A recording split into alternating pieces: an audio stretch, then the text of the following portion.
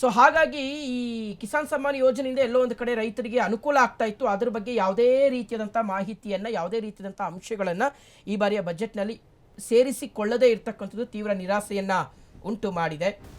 Okay, ಇನ್ನು ಚಿನ್ನಾಭರಣ ಪ್ರಿಯರಿಗೆ ಗುಡ್ ನ್ಯೂಸ್. ಬಿಕಾಸ್ ಸುಂಕವನ್ನು ಇಳಿಕೆ ಮಾಡಿದ್ದಾರೆ.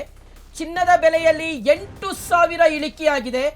ಆಮದು ಸುಂಕ ಇಳಿಕೆಯಾದಂಥ ಹಿನ್ನೆಲೆ GST ಮತ್ತು ಆಮದು ಸುಂಕ, ಶುಗರ್, ಕ್ಯಾನ್ಸರ್ ಔಷಧಿಗಳ ಅಗ್ಗ ಆಗ್ತಾ ಇದೆ. ಬಿಕಾಸ್ ಇಂಪೋರ್ಟೆಡ್ ಐಟಮ್ಸ್ ಕಡಿಮೆ ಆಗ್ತದೆ. ಬಿಕಾಸ್ ಆಫ್ ನೀವು ಕಸ್ಟಮ್ಸ್ ಡ್ಯೂಟಿನ ಕಡಿಮೆ ಮಾಡಿದ್ದಾರೆ ಇವರು. ಸೊ ಹಾಗಾಗಿ ಚರ್ಮ ಮತ್ತು ಬಟ್ಟೆ ಉತ್ಪನ್ನಗಳ ದರವೂ ಸಹ ಇಳಿಕೆಯಾಗಿದೆ. ಎಗೈನ್ ಚರ್ಮ ಮತ್ತು ಬಟ್ಟೆ ಉತ್ಪನ್ನಗಳು ಇಂಪೋರ್ಟೆಡ್, ನಾಟ್ ನೀವು ನಮ್ಮ ದೇಶದಲ್ಲಿ ಉತ್ಪಾದನೆ ಆಗುವಂಥದ್ದಲ್ಲ. ಇಂಪೋರ್ಟೆಡ್ ಅಂದರೆ ನೀವು ಹೆವಿ ಕಾಸ್ಟ್ ವಸ್ತುಗಳೇನಿದ್ದಾವೆ ಅದು ದರ ಕಡಿಮೆ ಆಗುತ್ತೆ. CNG ದರ ಮತ್ತಷ್ಟು ಇಳಿಕೆ ಆಗ್ತಾ ಇದೆ. 7 ಭಯಾನಕ ರೋಗಗಳ ಬೆಲೆಯೂ ಸಹ ಕಡಿತವಾಗಿರ್ತಕ್ಕಂಥದ್ದು ಕಡಿತವಾಗ್ತಾ ಇದೆ. ಚಿನ್ನಾಭರಣ ಪ್ರಿಯರಿಗೆ ಗುಡ್ ನ್ಯೂಸು. ಯಾಕೆಂದರೆ ಆಮದು ಸುಂಕ ಮತ್ತು GSTಯನ್ನು ಚಿನ್ನದ ಮೇಲೆ ಇಳಿಕೆ ಮಾಡಬೇಕು, ಅದು ಇಳಿಕೆ ಆಗಬೇಕು ಅನ್ನೋ ನಿರೀಕ್ಷೆ ಇತ್ತು. ನಿಮಗೆ ಗೊತ್ತಿದೆ, ಗಗನಮುಖಿಯಾಗಿ ಏರ್ತಾ ಇರ್ತಕ್ಕಂಥದ್ದು. ಸೊ ಹಾಗಾಗಿ ಬೆಳ್ಳಿ ಬಗ್ಗೆ ಏನು ಮಾತಾಡೋಕ್ಕಾಗಲ್ಲ. ಬಿಕಾಸ್ ಬೆಳ್ಳಿ ಇಟ್ಸ್ ಕಮ್ಸ್ ಅಂಡರ್ ಈ ಕೈಗಾರಿಕಾ ವಲಯದ ಬೇಡಿಕೆಗಳಿಗೆ ಅನುಗುಣವಾಗಿ ಬೆಳ್ಳಿಯ ದರವನ್ನು ನಾವು ನಿರ್ಧಾರ ಮಾಡಲಿಕ್ಕಾಗುತ್ತೆ. ವೇರಿನ್ ಚಿನ್ನ ಇದೆಯಲ್ಲ, ಚಿನ್ನ ನಮ್ಮ ದೇಶದಲ್ಲಿ ಒಂದು ನಾವು ಸೆಂಟಿಮೆಂಟಲ್ ಫ್ಯಾಕ್ಟರ್ ಆಗು ನೋಡ್ತೀವಿ. ಎರಡನೇದು ಇನ್ವೆಸ್ಟ್ಮೆಂಟ್ ಫ್ಯಾಕ್ಟರಲ್ಲೂ ಸಹ ನೋಡ್ತೀವಿ. ಒಂದು ಎಲ್ಲ ಶುಭ ಸಮಾರಂಭಗಳಿಗಾಗಿರ್ಬೋದು, ಪ್ರತಿಯೊಂದಕ್ಕೂ ಸಹ ನಾವು ಚಿನ್ನ ಇಲ್ಲದೆ ಏನೂ ಮಾಡೋಕ್ಕೆ ಹೋಗಲ್ಲ ಅನ್ನೋದು ಒಂದು. ಎರಡನೇದು ಫಾರ್ ಸೆಕ್ಯೂರಿಟಿ ಪರ್ಪಸ್, ಭದ್ರತಾ ದೃಷ್ಟಿಯಿಂದ ನಾವು ಚಿನ್ನದ ಮೇಲೆ ಹೂಡಿಕೆ ಮಾಡ್ತೀವಿ. ಚಿನ್ನ ಒಡವೆ ತಗೊಂಡು ನಮ್ಮೆಲ್ಲ ಮನೇಲಿ ಇಟ್ಕೋತೀವಿ. ಸೊ ಹಾಗಾಗಿ ಅದರ ದರ ಜಾಸ್ತಿ ಆಗಿತ್ತು.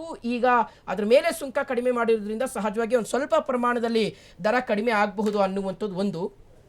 ಎರಡನೆಯದು, ಈ 10 ಗ್ರಾಮ್ ಚಿನ್ನದ ಬೆಲೆಯಲ್ಲಿ 8,000 ರೂಪಾಯಿ ಇಳಿಕೆಯಾಗಿದೆಯಂತೆ.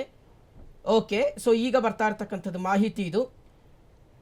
ಆ್ಯಕ್ಚುಲಿ ಶುಕ್ರವಾರದಿಂದ ರೇಟ್ ಕಡಿಮೆನೇ ಇತ್ತು. ಶುಕ್ರವಾರ ರೇಟ್ ಕಡಿಮೆ ಆಯಿತು, ಶನಿವಾರ ರೇಟ್ ಕಡಿಮೆ ಆಯಿತು. ಈಗ ಮತ್ತೆ ಚಿನ್ನದ ದರ ಕಡಿಮೆ ಆಗಿದೆ. KG ಬೆಳ್ಳಿಗೆ 25,000 ರೂಪಾಯಿ ಇಳಿಕೆ ಆಗಿದೆಯಂತೆ ನೋಡಿ. ಚಿನ್ನ ಖರೀದಿ ಮಾಡೋರಿಗೆ ಎಗೇನ್ ಇದು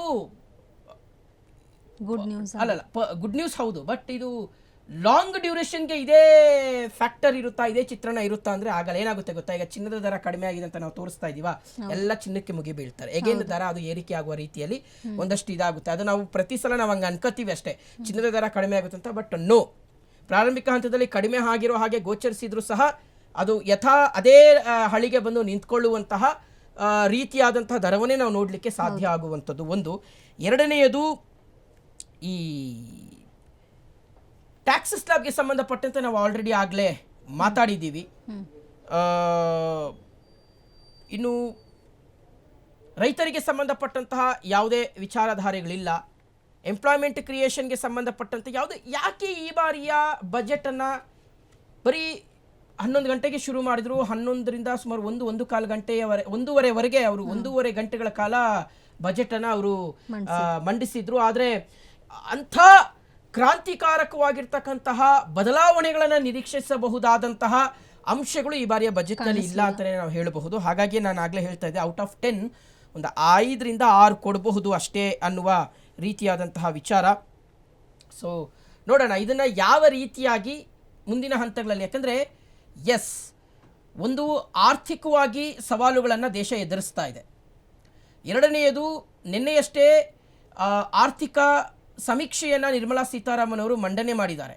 ಮೇಲ್ನೋಟಕ್ಕೆ ಆರ್ಥಿಕ ಸಮೀಕ್ಷೆಯಲ್ಲಿ ದೇಶ ಆರ್ಥಿಕವಾಗಿ ಭದ್ರವಾಗಿದೆ ಅಂಥ ಡೇಂಜರಸ್ ಫ್ಯಾಕ್ಟರ್ ಕಂಡು ಬರದೆ ಹೋದರೂ ಸಹ ಈ ಬಾರಿಯ ಬಜೆಟ್ನಲ್ಲಿ ಆ ಆರ್ಥಿಕ ಸ್ಥಿತಿಗತಿಯನ್ನು ಯಥಾ ಪ್ರಕಾರ ಕೊಂಡೊಯ್ಯುವಲ್ಲಿ ಅಥವಾ ಅದನ್ನು ಒಂದು ಸ್ವಲ್ಪ ಪೈಲಪ್ ಆಗುವ ರೀತಿಯಲ್ಲಿ ತೆಗೆದುಕೊಂಡು ಹೋಗಲಿಕ್ಕೆ ಬೇಕಾಗಿರ್ತಕ್ಕಂತಹ ರಿಫಾರ್ಮ್ಸನ್ನು ಇನ್ಕ್ಲೂಡ್ ಮಾಡ್ಕೊಳ್ತಾರೆ ಅಂತ ಎಲ್ಲರೂ ಅನ್ಕೊಂಡಿದ್ರು. ಬಟ್ ಅದು ಆಗಿರೋ ಹಾಗೆ ಕಾಣಿಸ್ತಾ ಇಲ್ಲ.